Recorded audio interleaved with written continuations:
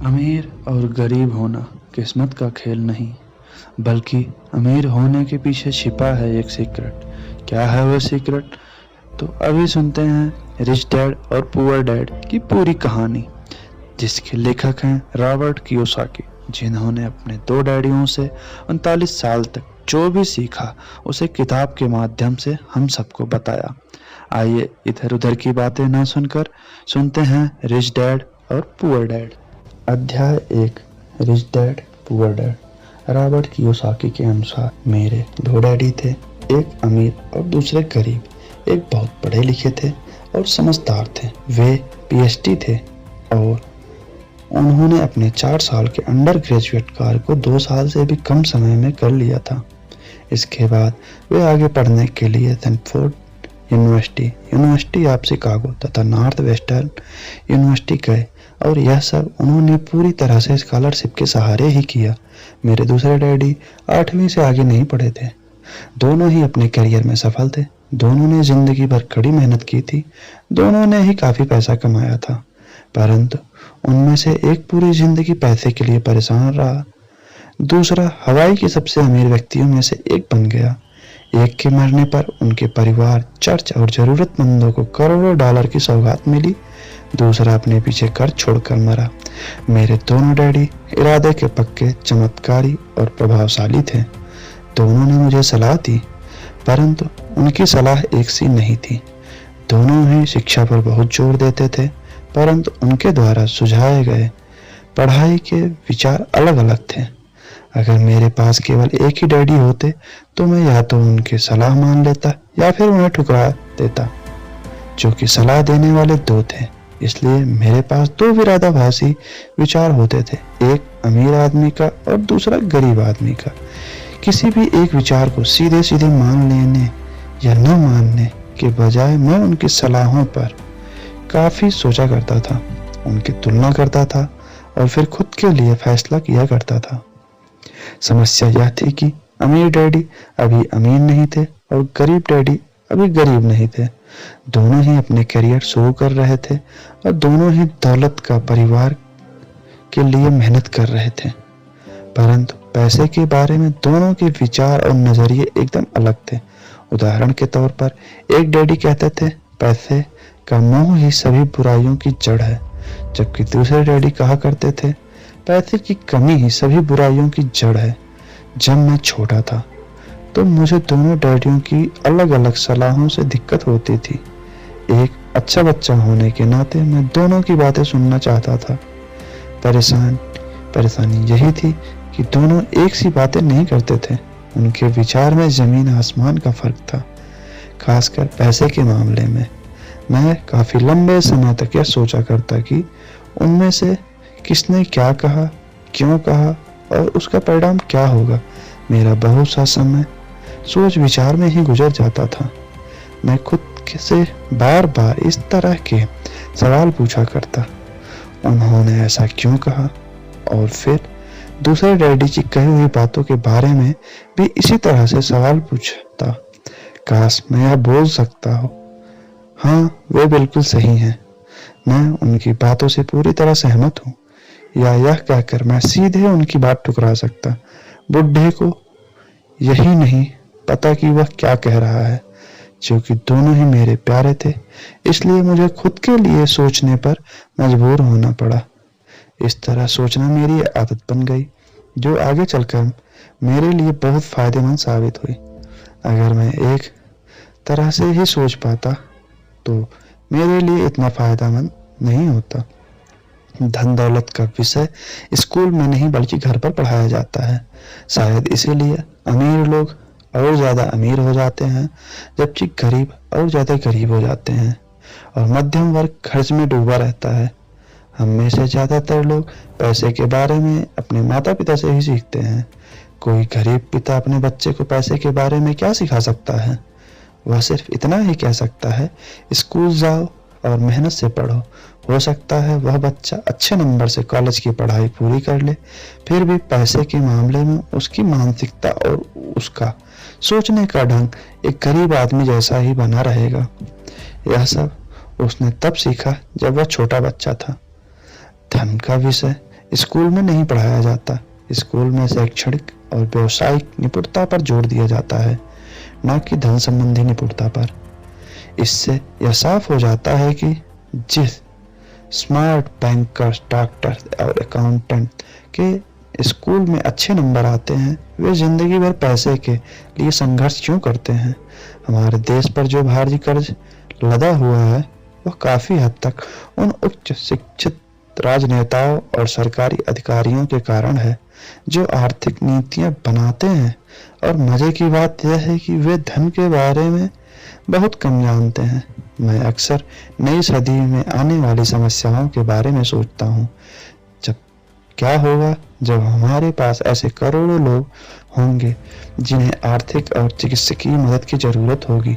धन संबंधी मदद के लिए या तो वे अपने परिवार पर या फिर सरकार पर निर्भर रहेंगे। क्या होगा जब मेडिकेयर और सोशल सिक्योरिटी के पास का पैसा खत्म हो जाएगा। किस तरह से कोई देश तरक्की कर पाएगा।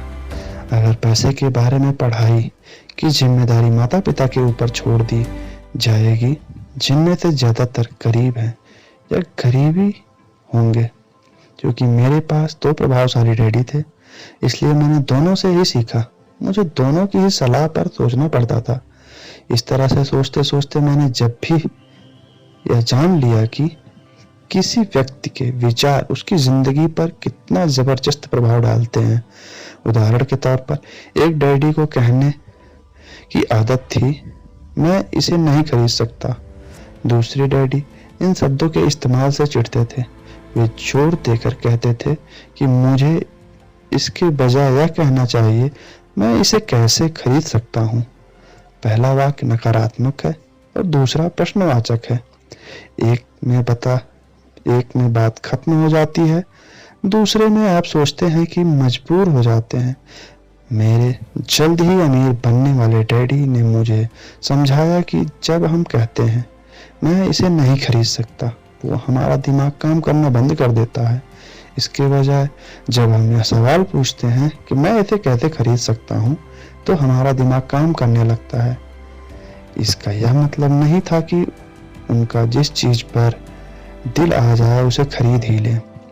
लगभग दीवानगी की हद तक अपने दिमाग को कसरत करवाना चाहते थे, क्योंकि उनके ख्याल से दिमाग दुनिया का सबसे ताकतवर कंप्यूटर है। मेरा दिमाग हर रोज तेज होता जाता है क्योंकि मैं इसकी कसरत करता हूँ, या जितना तेज हो जाता है मैं उसकी मदद से उतना ही ज्यादा पैसा कमा सकता हूँ। उनका मानना था कि मैं इसे नहीं खरीद सकता कहना दिमागी आलस की पहचान है। हालांकि दोनों ही डैडी अपने काम में कड़ी मेहनत करते थे, परंतु मैंने देखा कि पैसे के मामले में एक डैडी की आदत यह थी कि वे अपने दिमाग को सुला लेते थे और दूसरे डैडी अपने दिमाग को लगातार कसरत कराते रहते थे। इसका दीर्घकालीन परिणाम यह हुआ कि एक डैडी आर्थिक रूप से बहुत अमीर होते चले गए, जबकि दूसरे डैडी लगातार कमजोर होते गए। इसे इस तरह से समझ कि एक व्यक्ति हर रोज कसरत करने के लिए जिम जाता है, जबकि दूसरा व्यक्ति अपने सोफे पर बैठकर टीवी देखता रहता है। शरीर की सही कसरत से ज्यादा तंदुरुस्त हो जा सकते हैं और दिमाग की सही कसरत से ज्यादा अमीर हो सकते हैं। आलस्य से स्वास्थ्य और धन दोनों का नुकसान हो जाता है।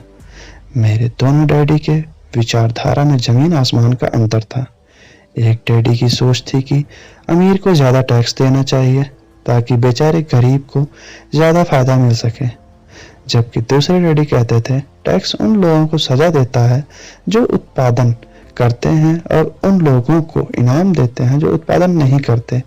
एक डैडी सिखाते थे मेहनत से पढ़ो ताकि तुम्हें किसी अच्छी कंपनी में नौकरी मिल जाए, जबकि दूसरे डैडी की सीख यह थी मेहनत से पढ़ो ताकि तुम्हें किसी अच्छी कंपनी को खरीदने का मौका मिल जाए।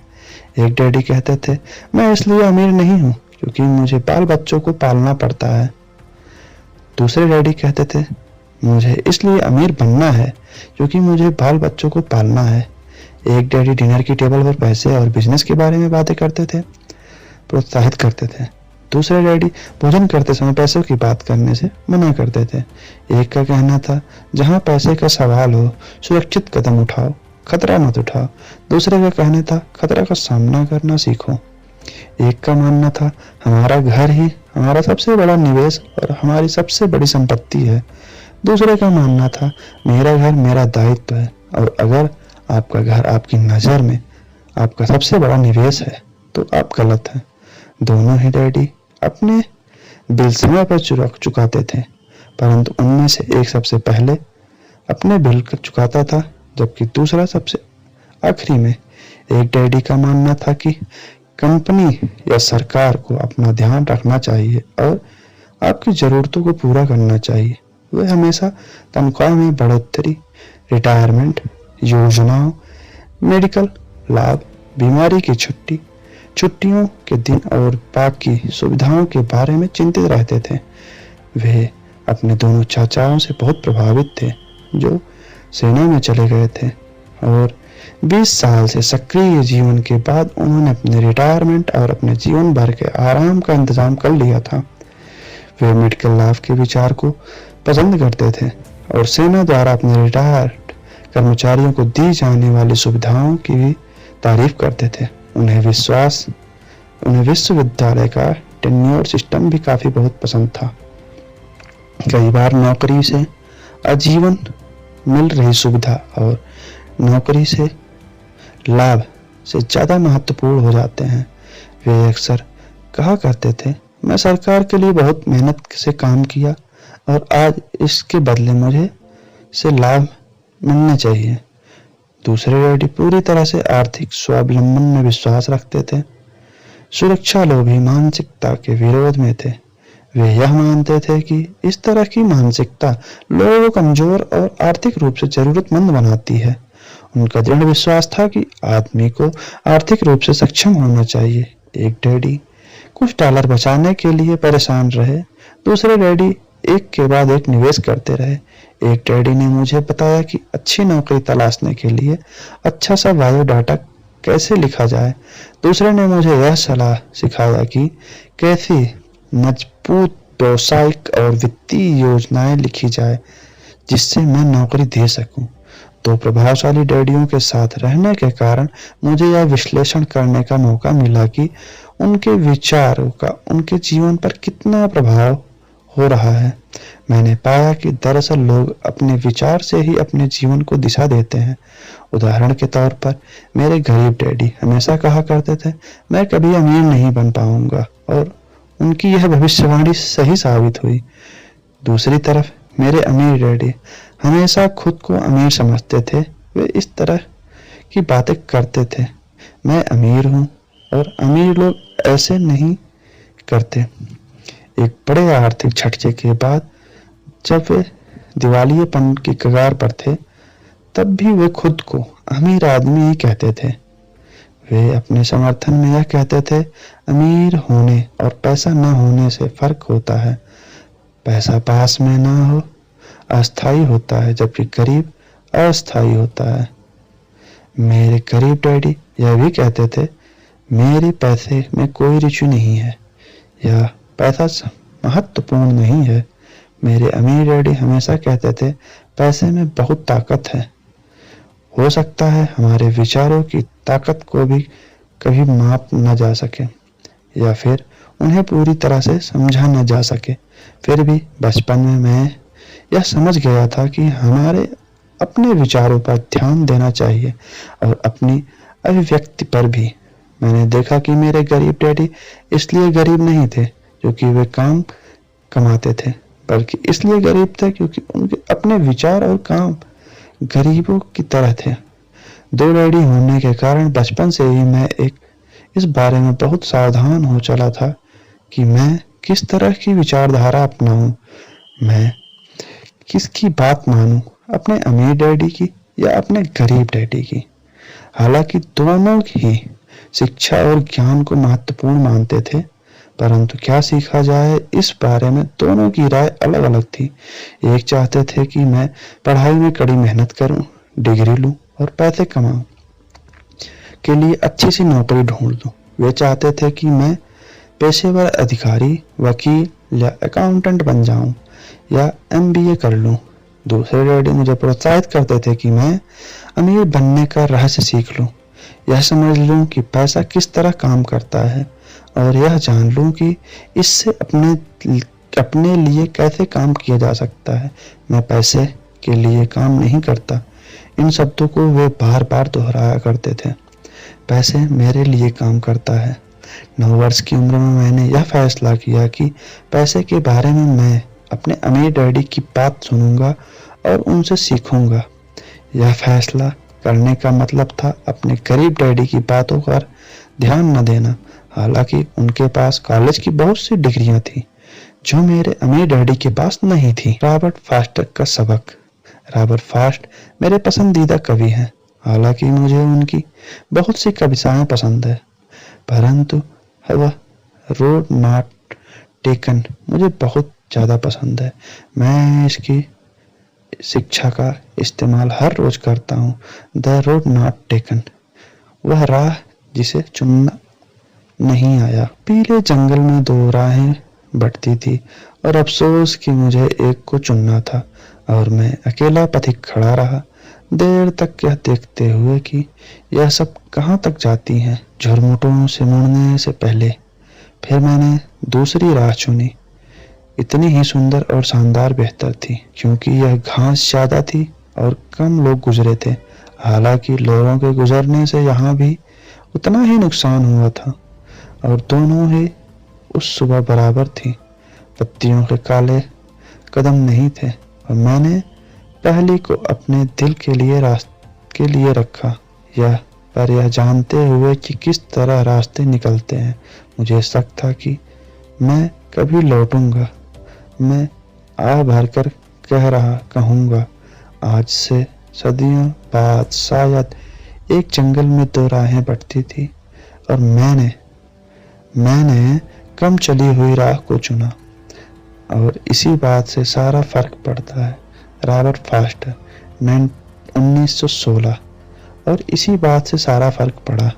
बहुत समय गुजर चुका है, अब मैं और भी अक्सर रॉबर्ट फॉस्टर की कविता पर चिंतन करता रहता हूँ। पैसे के बारे में अपने पढ़े लिखे डैडी की सलाह और नजरियों को न सुनने का मेरा फैसला दुखद था, परंतु यह एक ऐसा फैसला था जिससे मेरी जिंदगी की दिशा तय कर दी। एक बार मैंने यह फैसला कर लिया कि मुझे किसकी बात सुननी है, तो उसके बाद मेरी धन संबंधी शिक्षा शुरू हो गई। मेरे अमीर डैडी ने मुझे 30 साल से भी ज्यादा समय तक सिखाया, तब तक जब तक कि मेरी उम्र 39 साल की नहीं हो गई और इसके बाद उन्होंने सिखाना बंद कर दिया। उन्होंने यह देख लिया था कि मैं वह सब समझ चुका हूँ जो वो मेरी मोटी बुद्धि में भरने की कोशिश कर रहे थे। पैसा एक तरह की ताकत है, परंतु इससे भी बड़ी ताकत है वित्तीय शिक्षा। पैसा तो आता जाता रहता है, परंतु अगर आप यह जानते हैं कि पैसा किस तरह से काम करता है तो आप ज्यादा ताकतवर हो जाते हैं और आप दौलत कमाना शुरू कर देते हैं। केवल सकारात्मक चिंतन से ही समस्या हल नहीं हो सकती, क्योंकि ज्यादातर लोग स्कूल में पढ़ते हैं और वहां वे कभी यह नहीं सीख पाते कि पैसा किस तरह से काम करता है, इसलिए वे पैसे के लिए काम करने में अपनी सारी जिंदगी बर्बाद कर देते हैं। मेरी शिक्षा जब शुरू हुई थी तब मैं केवल 9 साल का था और इसी कारण में अमीर डैडी ने मुझे जो पाठ पढ़ाए थे वो बहुत आसान थे और सारी बातों को छोड़कर विचार किया जाए तो उन्होंने मुझे 30 साल तक कुल 6 महत्वपूर्ण पाठ पढ़ाए। यह पुस्तक उन्हीं 6 पाठों के बारे में है और इसे भी उतना ही आसान बनाने की कोशिश की गई जितना कि मेरे अमीर डैडी ने उन्हें मेरे लिए आसान बनाया था। यह पाठ आपके लिए जवाब की तरह नहीं लिखे गए हैं, बल्कि मार्गदर्शक की तरह लिखे गए हैं। ऐसे मार्गदर्शक जो काफी अमीर बनाने में आपकी और आपके बच्चों की मदद करेंगे। बदलती हुई इस निश्चित दुनिया में कुछ भी होता रहा है। सबक 1, अमीर लोग पैसे के काम नहीं करते। सबक 2, पैसे की समझ क्यों सिखाई जानी चाहिए। सबक 3, अपने काम से काम रखो। सबक 4, टैक्स का इतिहास और कारपोरेशन की ताकत। सबक 5, अमीर लोग पैसे का आविष्कार करते हैं। सबक 6, सीखने के लिए काम करें, पैसे के लिए काम ना करें।